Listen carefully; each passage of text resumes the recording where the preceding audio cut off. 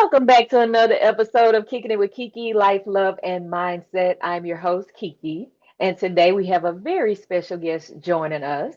But you guys know how I like to do. I like to give my guests the opportunity to tell you who they are. So I'm going to turn it over to her.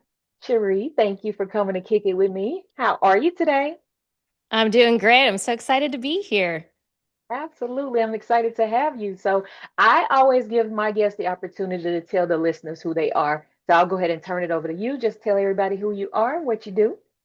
Yeah, my name is Cherie Hoeger, and I am the CEO and co-founder of a company called Saalt, and we're in a fun category. We sell reusable period products, so cups, discs, and period underwear. And it's a fun category because there's a lot of taboos, and I get to break those taboos every day. So it's fun. I am also a mom of six, and I have five daughters, so that kind of makes sense with the period care. And I care a lot about solving global period poverty. So we have a 1% give back mission as a certified B Corp to end global period poverty through our products. So we've donated over 160,000 products in 60 countries. And it's really what makes me tick. And it's my life's mission is to help girls stay in school, to help women provide for their families by giving them these products so that they can continue in their progress.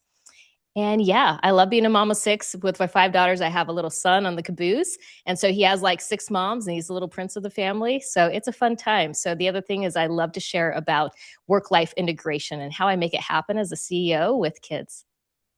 Absolutely. I love that. Great introduction. So we always talk about life, love, and mindset on Kicking It with Kiki. So we're going to move into the mindset moment. Before we talk about everything you've built, I always like to, meet the person behind the accomplishments. When you remove the titles of CEO, entrepreneur, wife, and mother, who is Cherie today? I love to spread light. I think love is the highest form of energy, and I truly just want to help people thrive. Mhm. I love seeing people reach their potential, and I think that we all have such capacities to create, to love, and to do good in the world. And so I like to help people do that. And that's part of why I like period care because people are stifled by their period care. And if I'm able to help keep girls in school, help women progressing economically through period care, then one by one, those people are changing the world and making the world a better place. And I truly believe in the power of the individual. Right, absolutely. I love that. I love that. Now, I know that you pour into so many people. How have you learned to love others without completely losing yourself in the process? We have to start with a full cup or else we can't give from that cup, right? So I actually have had to learn how to be very strategic and deliberate with my time every day to make sure that I hit everything that's most important to me. So I'll say I'm very strategic and I have lead a very deliberate life. So I've actually identified the five things that are most important to me. First starts with God and my character. Next is my family and relationships, my health. And then I also have, my deliberate living, my passions, and my impact. And I have a very strong morning routine where I hit all of those five areas in the first 90 minutes of my day. So I start with a full cup. So I never go to like reactive email. I don't jump into work right away. I make sure and do that routine and then I move forward. And that's how it's my form of self-care, right? It's really just being able to draw from this well because I've started with inspiration. I've started with connection and grounding, and then I'm able to give. I'm so glad that you say that because self-care is not selfish. You have to have that in order to keep your cup full to pour into others. So I'm glad somebody is listening and may needed to hear that. Start your day off intentional. Don't hit the ground running. Take a minute, pause, sit in it. I always pray and start my day off Mhm. with God as well. So I love that you say that.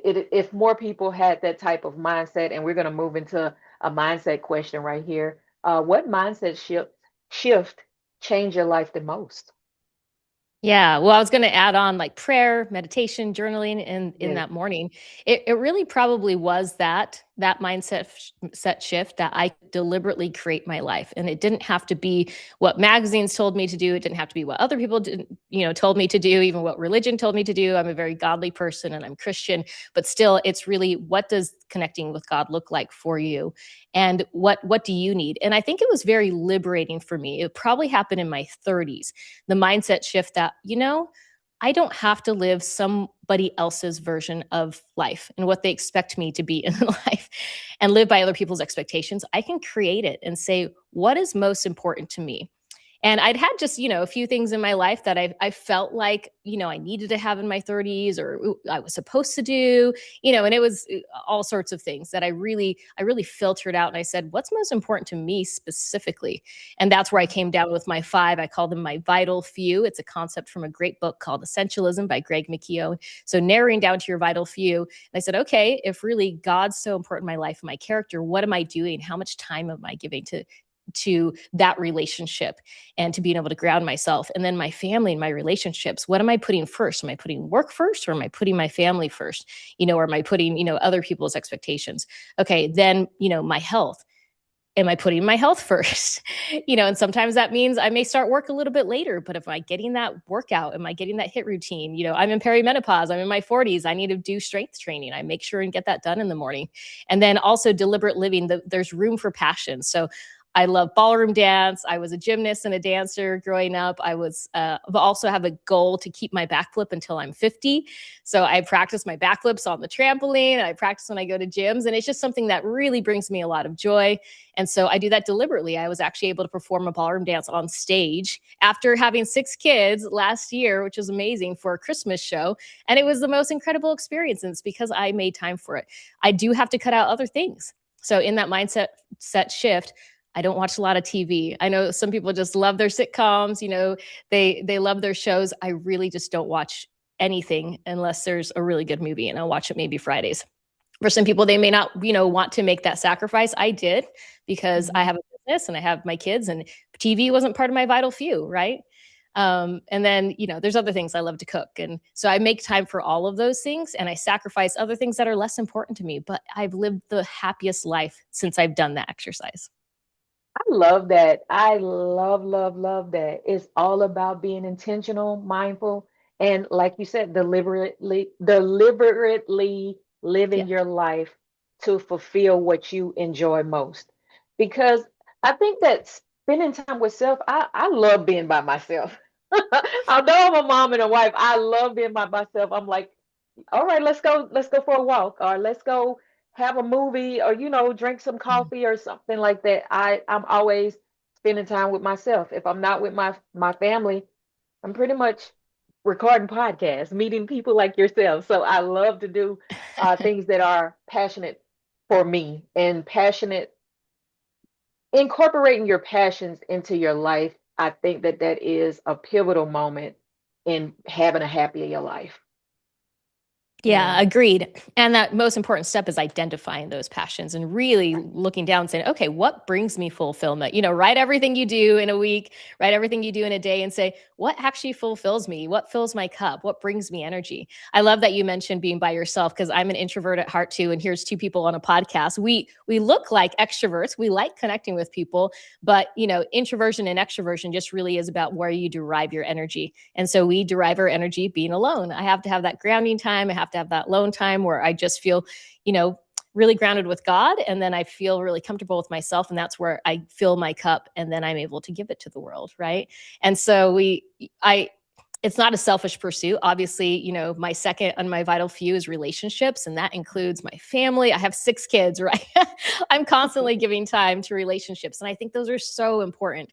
But again, we have to start with ourselves. And I also want to make a note about self-care, because I think that sometimes it gets a little bit of a bad rap, because it's seen as, people will kind of claim a little bit what I would say laziness with self-care. What I mean is like, I'm going to go do some self-care. So I'm just going to go take a bath and watch a movie and do this or that, which is fine, just fine. Mhm. But sometimes we kind of make that as an excuse to be a little less ambitious, or to really go after our goals, because we say, oh, I just need a self-care day. When I think that some of the greatest forms of self-care is actually showing that you're capable of doing things and reaching your goals. And to me, that's where I have derived a lot of my confidence and my sense of capacity. So I think self-care can be those, down days. I work in period care space. So I think the luteal phase, right?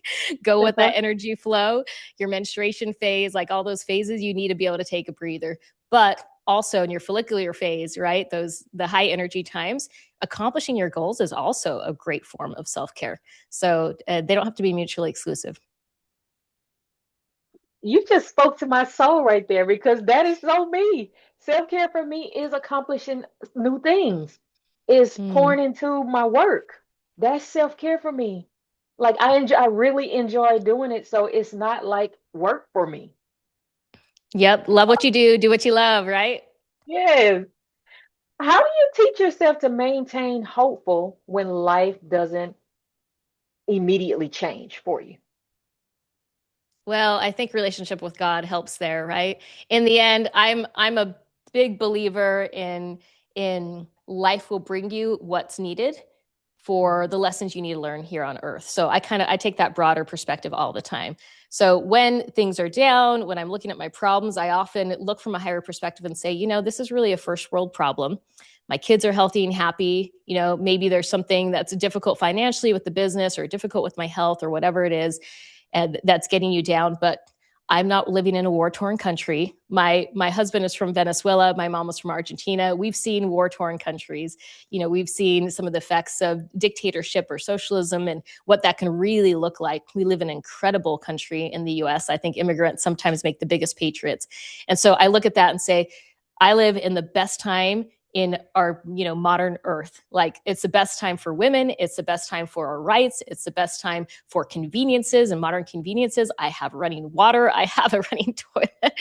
Like, we are living in such amazing times. So I really feel like I turn to that broader perspective to find hope, and also know that God's with me. It's on my side. I'm very spiritually intuitive, and I feel like the spirit is really with us all the time. I feel my ancestors with me constantly. And so I feel that love. I turn to my angel guides, and I'm able to really derive just hope for the world and love from that grounding and connecting with all the people that I know are cheering me on, because this life is hard on earth, but we're Mhm. really seen as adventurers for coming here. And I believe that there's another life on the other side. And if we can just make it through and learn some important lessons, then we are, setting ourselves up for a lot of great learning and progression. I love that, and I totally agree. Because mindset isn't about pretending life is perfect, it's about learning how to move through imperfect seasons with purpose, right?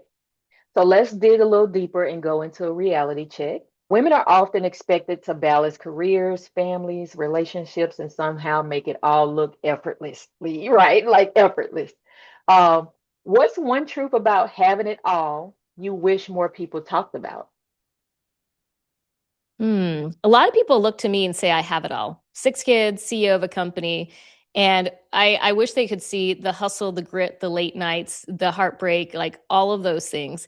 There's a great quote from Mark Andreessen, from Andreessen Horowitz, and he says, for startups and for early entrepreneurs, there's only two emotions.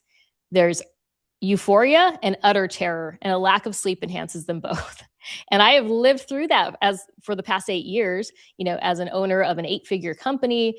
It's been highs and it's been lows, and I got everything in between. It's been a journey, and it is hard work. So I wish that entrepreneurship can look kind of glamorous sometimes, and sometimes we're, talk about different company owners, a little bit like celebrities, but entrepreneurship is the most difficult journey I've ever been on. And yet I wouldn't trade it for the world, because it's also been one of the most impactful personal development journeys that I've ever been on. And it's stretched me, beyond the capacity that I even knew I had. So I wish that was talked about a little bit more, of what's required. Now, about having it all, you really can have it all. I do believe in that. And I feel like I do, despite all the difficulty. But it really is about trusting yourself and your capacity, and being, again, deliberate with your time so you can have it all. People will look to me, I'll be on a panel, or I'll be, doing a keynote, and they'll hear about my business journey. And they don't care about the accolades, like being, number one for our products in Target stores and Amazon stores, and having these big collaborations, and being New York Times Wirecutter's, best products and so forth. So we have these big accolades for our products and what we've done with our company. But then they'll find out I have 6 kids, and that's what they ask me about. They come in and they're Uh-huh. like, are you Superwoman? Like, how is it that you're How you running a do it? company with 6 kids? Right. And so I like to talk about the term work-life integration. I don't believe in work-life balance. I feel like it's a myth and it only leads you to mom guilt because it Mm. the myth is that you can have 8 hours of sleep, 8 hours of work, and then 8 hours of personal time. And it never happens that way because guess what? Kids get sick. You have like school plays that happen as a mom. There's always something, with children. And so I adopt the phrase work life integration, which is really seamlessly working with your life and your career at the same time, which I know that you do, KeKe. But Mhm. it's about doing what you love, loving what you do, and creating solutions for your life that work for your life. So, for instance, right now, I'm in a podcasting room in our office that we have downtown. We have an in office preschool that I take my 4-year-old son to. So, he's just over there in the preschool. After this podcast, I can go over, I can change his diaper, we can have lunch together, I can see him. And sometimes I work from home. So, I work very hybrid. And then my husband works along with me, and we, split home responsibilities. It's basically looking at the status quo of the patriarchal structure that we've been given and saying, how can we make this work for us, especially for families? We have a very pro-family workforce. So our preschool is free for all of our employees. So we offer this for our primarily female workforce, and it's such a win-win. So it's creating those solutions and finding out what really works for your life and being deliberate about it. Absolutely. I love that. That is so amazing. And if more companies focused on the employees the way that you and your husband do, th- game changer. Game changer. Yeah. I love that. Thank you. We thank you for that. I I mean, know our your team employees members, love you guys. I know they love you guys for doing yeah. that. Well, our team members are our biggest asset, and we are also our company's biggest assets. We have to take care of them. We have to take care of us because Hmm. companies are really just people. It's just a group of people and working to their best. And so, if we're able to support them with their families, then they support us with the company. Absolutely. Now, your work has helped challenge conversations surrounding women's health. Why do you believe so many women have been conditioned to stay silent about topics that deserve open discussion? Ooh, I could talk about this all day. I would say that these stigmas and taboos and the hush hush conversations around periods, specifically, we could go to bladder leaks and all the taboo subjects, postpartum bleeding, any type of leaks that happen for women, but they have not been serving us. In fact, when I look at just the innovation in our category as a female founder that's entrenched in this industry, we have lacked in innovation in our products for hundreds of years because we haven't talked about it openly. So pads were invented in the 1800s. Tampons were invented in the 1930s. We have cars that go from 0 to 60 in 1.9 seconds, and we have computers we fit into our pockets, but we haven't had any major innovation in anything except for the pad with wings that came out in the 80s. Hmm. Okay, that's because of stigmas. How can we innovate products if we don't talk about what the need actually looks like, and if we're just in hush hush, if we're not sharing with the men in our lives also? So I truly believe that these conversations need to be opened up so that we can make progress for women, progress for women's health, progress for women's products. And so I'm all about being very straightforward in our conversations. I really don't like talking about periods with euphemisms, oh, Shark Week or Aunt Flo. It's Hmm. like, no, it's a period, and we don't have to use it.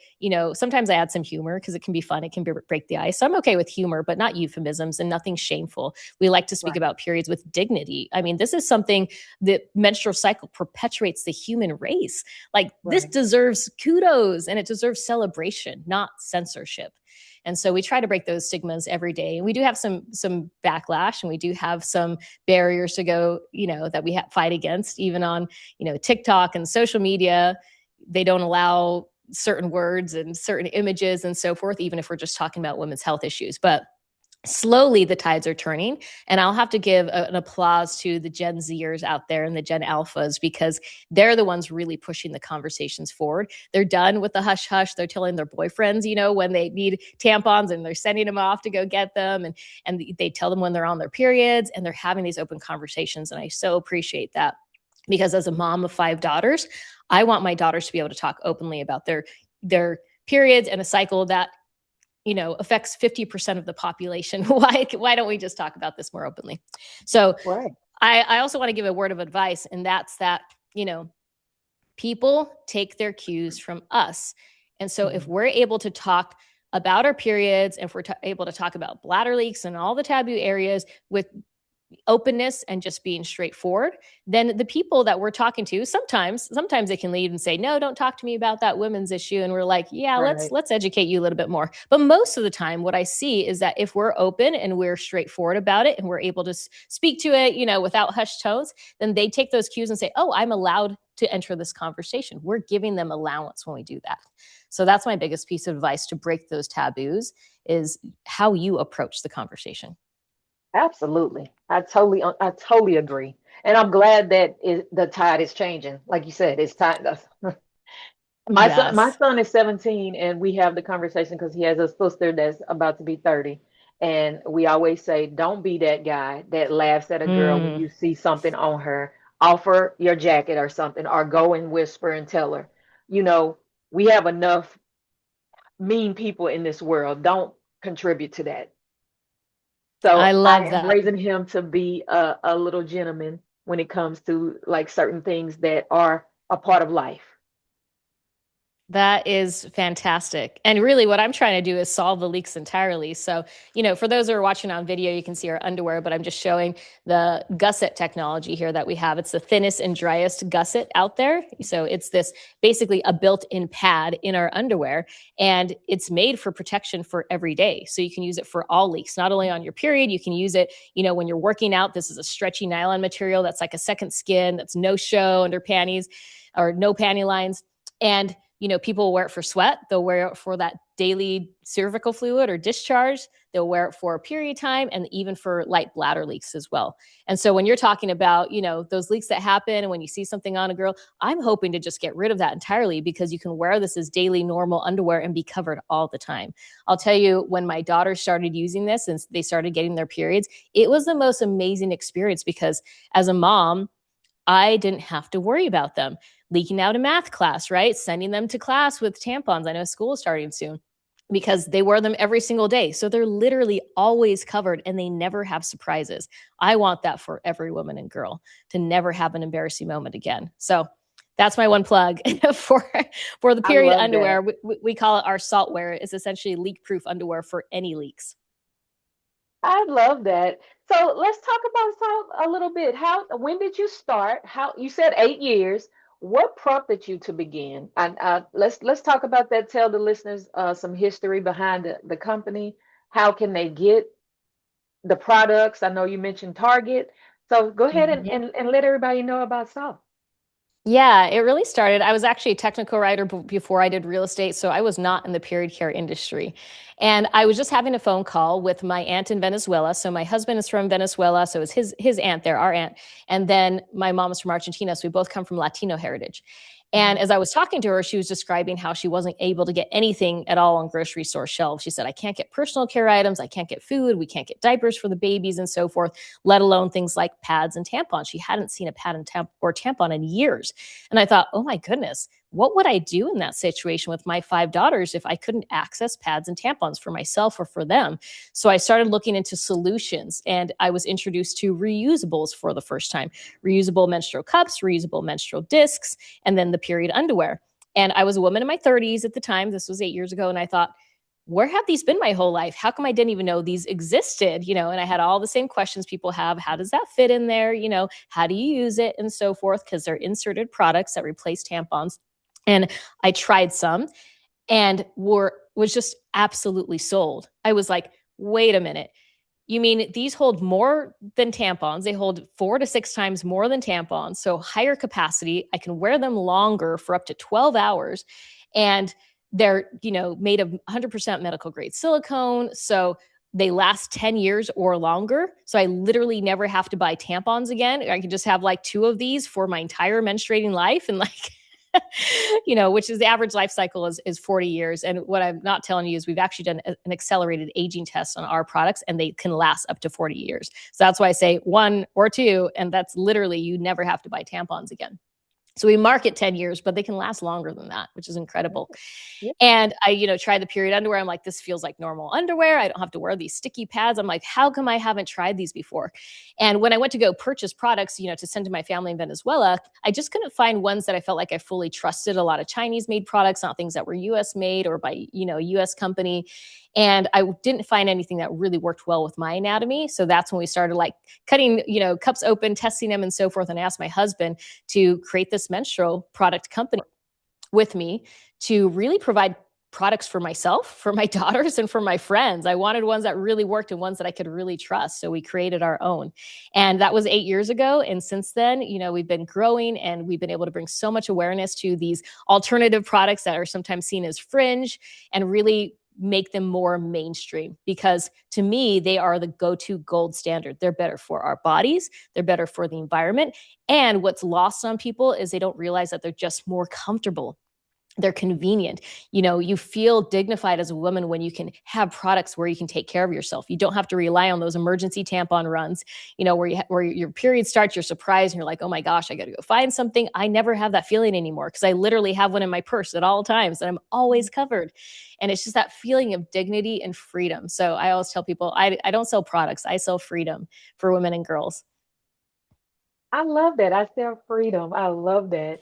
So how can listeners purchase products? What's the website? Where do you hang out on social media if they want to connect and follow and learn more about, the products and how to use them and things like that? Yeah, so you can find us at saalt.com. That's salt with two A's, so SAALT.com.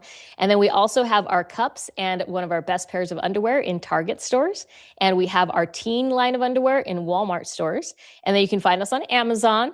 And then on all the socials, find us on Instagram and TikTok and LinkedIn and all the things at Saalt Co. So at Saalt Co. Yeah. And then on YouTube, I'll say, for great tutorials for how to use the products. Got it. And all of this information will be listed in the show notes, guys. So you don't have to worry about writing it down. Just go ahead and look in the description, and all of this information will be provided for you. So we're going to move into our mic drop segment. These are just questions. The first thing comes to mind, you just answer and try to leave the most impactful answer for the listeners. Okay. Okay. So, what has motherhood taught you about love that nothing else could? It's taught me that we have a mother in heaven, because I look at these incredibly deep feelings that I have as a mother. And to me, they have to come from somewhere. And truly, we have a father, we have a son, there's got to be a mother. I believe in a divine family. I love that. I love that. I've never thought about it that way, but it makes perfect sense. I love that. If your children forget every accomplishment you've achieved, what do you hope they never forget about the woman who raised them? That I was compassionate and loving to everybody that I knew, and that I left the world a better place. I just want to be seen as a mother, wife, sister, friend who really truly brought light and who helped uplift people. Love it. What's one conversation you hope women stop being afraid to have? Well, that's an easy one, right? Periods. I want people to have conversations, open conversations about reproductive health, all the things, perimenopause, all these surprises that we get throughout our reproductive life, from periods to maternity and everything that goes on when you're pregnant and postpartum. And then also up through perimenopause and menopause, we always have these questions, and our body is like always surprising us. And we're trying to figure out what's going on. And if we have more open conversations about it and help, other women understand, then we can all figure it out together. Absolutely. For the woman listening who's completely overwhelmed, what's one habit she can begin changing today? I'd say meditation, really connecting with your higher self, connecting with God, and grounding yourself. What do you want? What do you want out of life? What do you want to create? What attitude and what emotions you want to carry that day to make it the best day? That's like wow, wow. Y'all rewind that and listen to what she just said. Somebody didn't get it. So rewind it and listen intentionally. It is very important that we understand the message behind what Cherie just said. Fear often keeps us comfortable. How do we know when fear is protecting us and when it's actually preventing our growth? I don't think we should ever give in to fear. The Bible says that fear is not from God. And so I don't even think that we should look at fear as a protector, but instead trust in God and trust that everything that life throws at us really is for our good and is for a lesson in some way. And rather than fear, then we can ask ourselves, what is this lesson? What do I need to learn? And what can I choose? And look for direction from God and where to go. And then, be discerning. And if you feel a little bit of fear and like that fight or flight, listen to your body, listen to those alarm bells and make sure that you're being discerning of situations and so forth. But don't give in to fear and give in to trust instead. Absolutely. When life challenges you and love stretches you, what mindset keeps you grounded? For me, it's gratitude.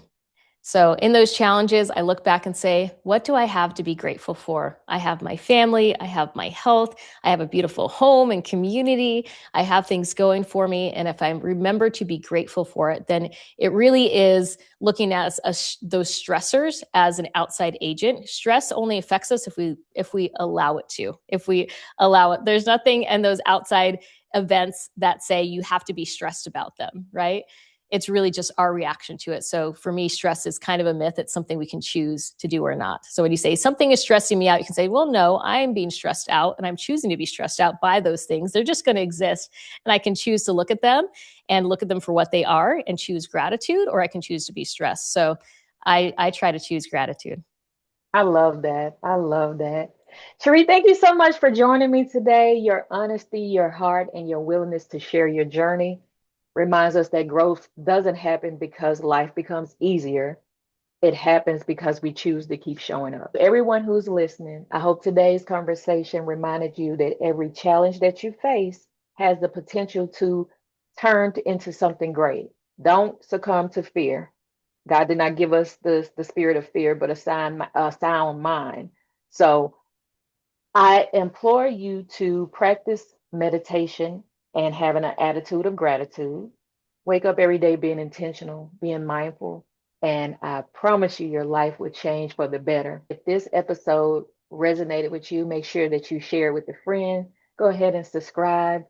Make sure that you look in the show notes and connect with Salt so that you can also, and the women in your life, can experience that freedom that Cherie has talked about with those products that she is creating.